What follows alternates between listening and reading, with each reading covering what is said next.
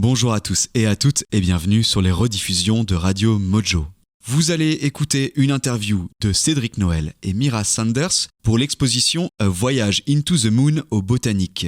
Elle a eu lieu du 9 décembre 2021 au 6 février 2022. Cet enregistrement a été diffusé sur Radio Campus Bruxelles et si vous voulez suivre le travail de Mira et Cédric, vous trouverez le lien vers leur site dans la description de cette vidéo. Pour soutenir mon travail, n'hésitez pas à liker, vous abonner, mais surtout à partager cette vidéo autour de vous. Voilà, sur ce, bonne écoute et à bientôt sur Radio Mojo.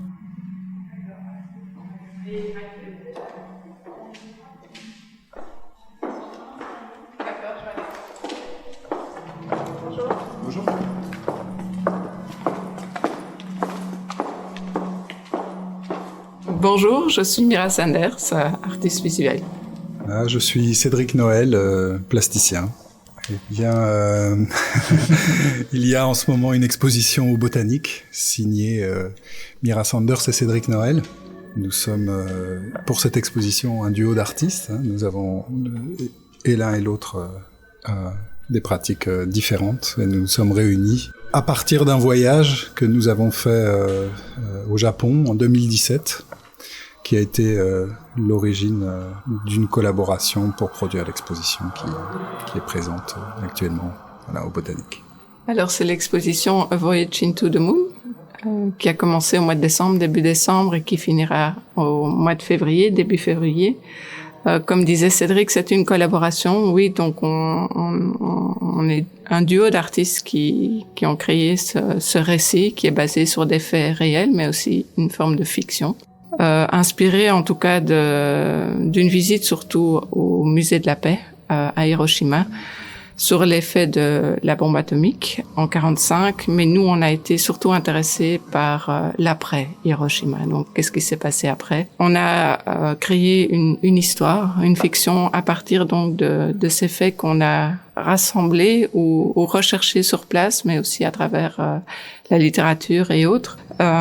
Et mis à part ça, on a aussi collaboré pour cette exposition qui se déploie comme un livre en 3D dans un espace ici au Botanique, au Muséum, en différents chapitres. Et donc chaque chapitre donne, une des perspectives sur ce récit, dont Shi, une protagoniste, une astronaute japonaise, va faire tout un voyage pour retrouver en fait les âmes perdues qui se retrouvent dans la Lune.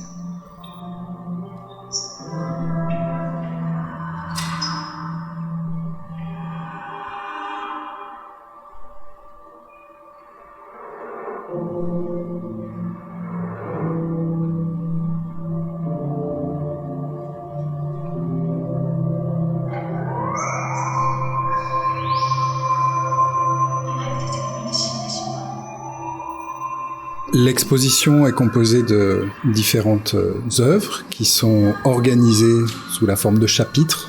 Donc cette exposition commence par une préface, comme la préface d'un livre, un texte qui est au mur, et se termine par des crédits, comme les crédits d'un film. Donc on est vraiment dans la déambulation dans l'espace face à des œuvres qui jouent d'une certaine manière sur cette tension entre l'œuvre littéraire et l'œuvre cinématographique. Donc l'exposition est composée de dessins, d'un texte, d'un script qui est livré sur une sorte de table sculpturale qui fait écho à l'architecture du musée de la paix d'Hiroshima.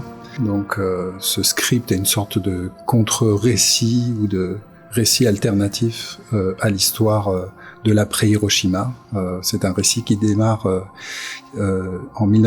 qui est ancré en 1954, donc on est 9 ans après, et peu de temps avant l'inauguration du musée de la paix, donc d'une certaine manière d'un récit officiel. Voilà.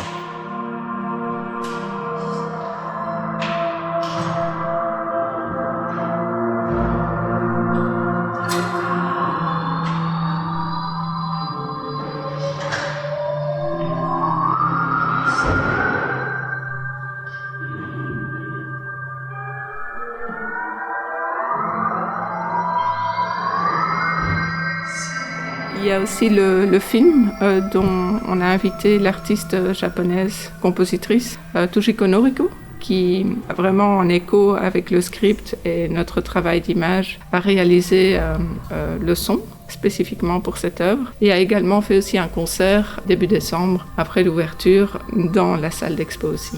Et donc ce soir nous avons aussi Mathieu Serreus, Live at Museum. Il y a quelques Live at Museum avec Mathieu Serreus, Gavin Van Aalst et Jente Waarzegers. Et ça a été aussi vraiment déjà le vouloir dialoguer avec aussi bien la maison musique et exposition. Et ça c'est aussi un peu grâce à Yves Stevenhede qui a été le curateur de l'exposition et qui nous a aussi vraiment coaché, suggéré des artistes qui étaient ouverts même à, je dirais, travailler sur certaines archives qu'on a réalisées ou qu'on a collectées au Japon, qui voulaient même travailler. Mathieu va travailler avec certains sons nous, on a enregistrés sur place. Et puis, il y a une autre pièce, donc dessin, vidéo, sculpture, son, et puis il y a aussi le costume, peut-être Cédric, toi tu veux?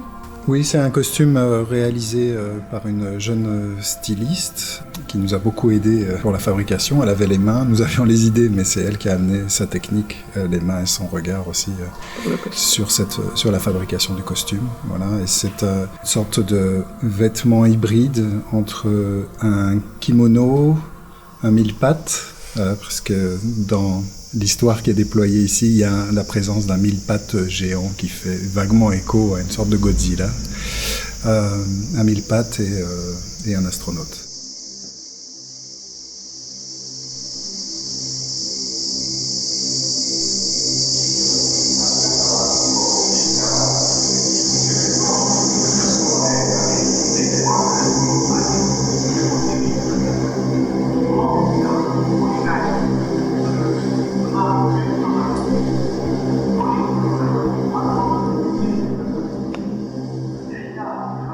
Donc Shi est une Hibakusha, une victime de la bombe atomique. Elle finit par mourir sur le chantier d'Hiroshima.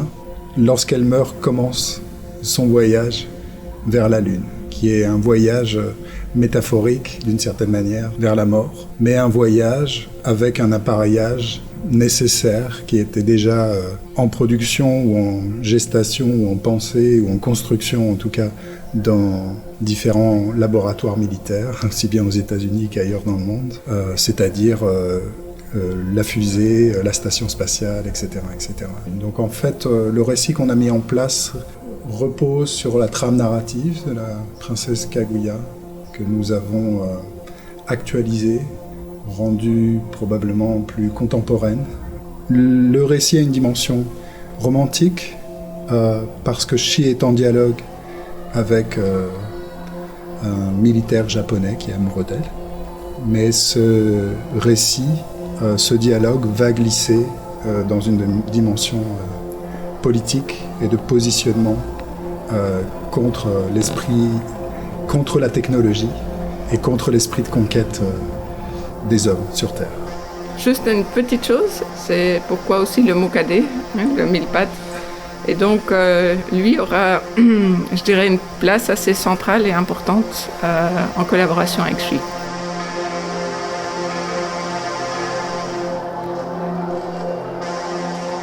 C'est au Botanique. C'est ouvert depuis début décembre et ça termine le 6 février. Oui, et peut-être aussi, si vous êtes au Botanique et au Muséum, il y a aussi une exposition à la galerie qui là est aussi en duo avec Cédric, mais aussi avec d'autres étudiants de la faculté d'architecture et qui s'intitule le Phenomenal Park. Une autre histoire, mais aussi avec quelques méthodologies qu'on peut retrouver dans un Voyage into the Moon.